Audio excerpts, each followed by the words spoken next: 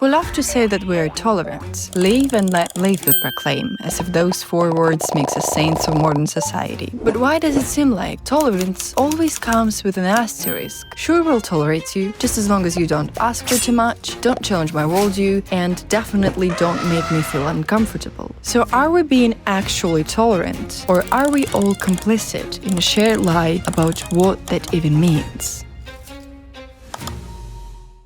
Can you define tolerance? Is it acceptance, ignoring differences, or maybe it goes deeper than that? I say that in most cases, tolerance is about peaceful coexistence. Now let's look at this. Oxford Languages defines the word tolerance as allowing the existence, occurrence, or practice of something that one does not necessarily like or agree with without interference.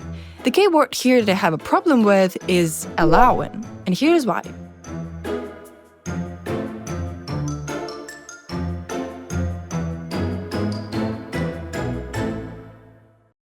From a historical perspective, it is perhaps reasonable for such a definition to exist and even be valid. A certain power tried or were forced to live with a certain phenomena, such as people's ways of life, they didn't approve of, but couldn't eliminate completely. And as the sole power holders, they allowed this phenomenon to exist, usually under certain terms, with limitations. But is this kind of definition appropriate when applied to social relationships? And when I say social relationships, I mean the attitude of an individual toward a particular social group. Think about it. Nowadays, nobody has the power to decide what to allow or disallow, especially in terms of someone's right to live as they are or in their existence. This fact is just out of debate. So the only way for an individual to build relationships with any social phenomenon is through their attitude. I'll discuss on that just in a minute, but returning to my initial point, tolerance is commonly understood as peaceful coexistence. If we paraphrase it, it will probably just be equality. And what is the concept of the Oxford Languages tolerance or allowing tolerance? Just historically, it imposes power imbalance and hierarchy. Hierarchy requires someone to stand above someone else. Equality, on the other hand, is completely opposite. So can this allowing tolerance fall under the definition of equality?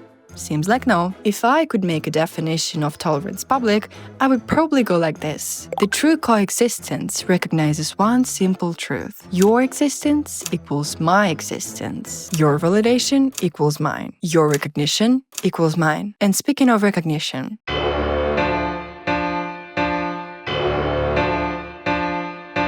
this is Bob. Bob got an invitation to the club. Bob is happy. Bob goes to the club after work. But something feels off there. The host doesn't shake his hand. While everyone sits on chairs in the center of the room, Bob is given a space in the corner. And also, while everyone can speak freely in the room, Bob can only say a few words on a limited amount of topics and engage in conversation with only people selected by the host. Oh, no.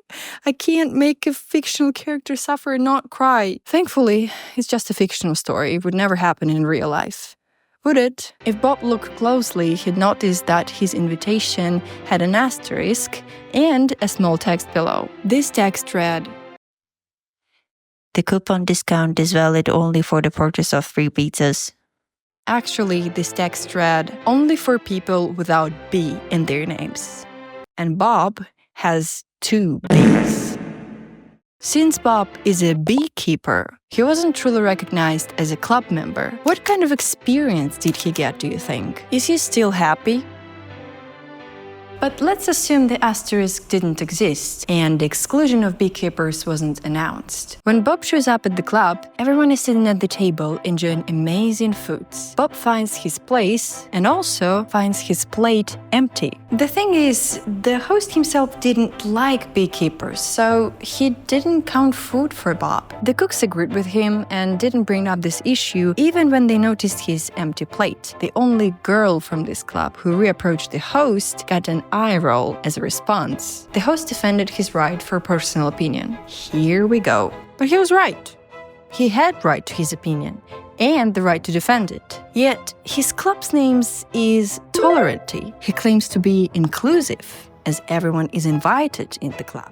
But as soon as Bob's arrive, But as soon as Bob arrives, his tolerance evaporated. Was it really that fragile? Yes, actually. If his tolerance wasn't conditional, Bob would have never faced this situation. If he was sincere in his recognition of Bob's membership in this club as valid as everyone else's, he would show it through his action. The same would be true if the cooks or other members of this club recognized Bob. Bob was invited, but on certain terms. By the way, the girl and I then took Bob into another room and fed him all the goodies, so he's snoring happily now. But while we were taking care of him, we accidentally overheard a conversation. A voice resembling the host's one was explaining why he didn't think too highly of Bob. We couldn't hear everything, but there were words sin, unnatural, and perversion. It turns out that the host was sincere in his views about Bob. His prejudice, likely rooted in personal preferences based on stereotypes, found a reasoning to justify itself. Over time, it turned into a full judgment, and even if it was internal, it still caused Bob pain. Whether he intended it or not, his conditional tolerance planted its seeds of exclusion. And by the way, my mom tied it. I could never. I feel like I haven't showed it properly. Yeah, see that?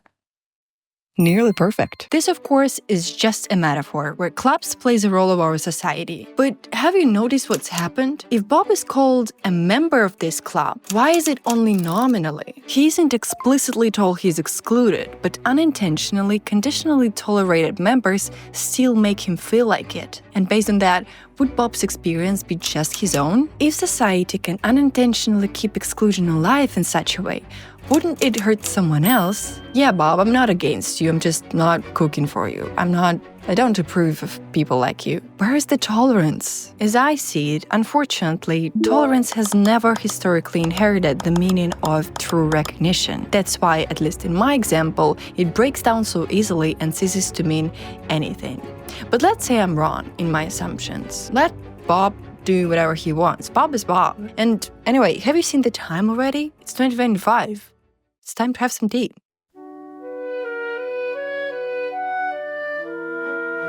Now, let's imagine that being a member of this club grants you an access to a very exclusive tea ceremony. It's not just any tea ceremony, it's the only place in town where you can find a teapot. One day, Bob decides to bring his bee tea to the club, but it turns out that he actually can have it at the same table with everyone else. Why? He wonders. Well, we're fine with you being here, Bob, but it's not necessary to show off your LG of bee tea in our faces.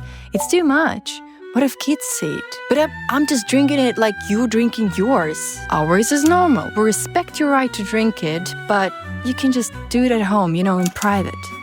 And here's the question. How is Bob supposed to have a tea if all the teapots are the property of the club? Again, the club members granted him a right to drink whatever he wants, but made it impossible to do so at the same time. As a person with normal tea, you can drink it freely, but having Bob's tea prevents you from doing so, even if you have the tea itself. What would you feel if you were Bob? Or maybe you associate yourself with the club members. Now, let's assume that the tea is a sexual orientation and the teapot is an ability to marry, to adopt kids, etc. How do you feel now? As a club member, I feel sorry for Bob. And as a part of society, what I see problematic in my fellow tea drinkers is the fact that conditional acceptance allows people with the pure innocence on their faces limit someone's visibility, thereby depriving them but the very right to exist and enjoy their identity. You can have your identity, but you cannot express it.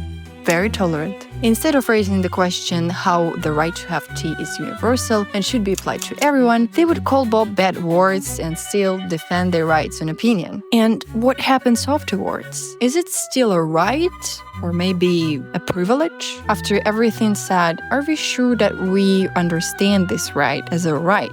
I'm still making a final touches on my video about freedom of speech, but if you can see it here, it is already available for you to check out. Tune in so you don't miss it. So, dear audience, Bob, are we still gonna keep deceiving ourselves with the illusion of tolerance? Or will we finally make sure that everyone has a real seat at the table?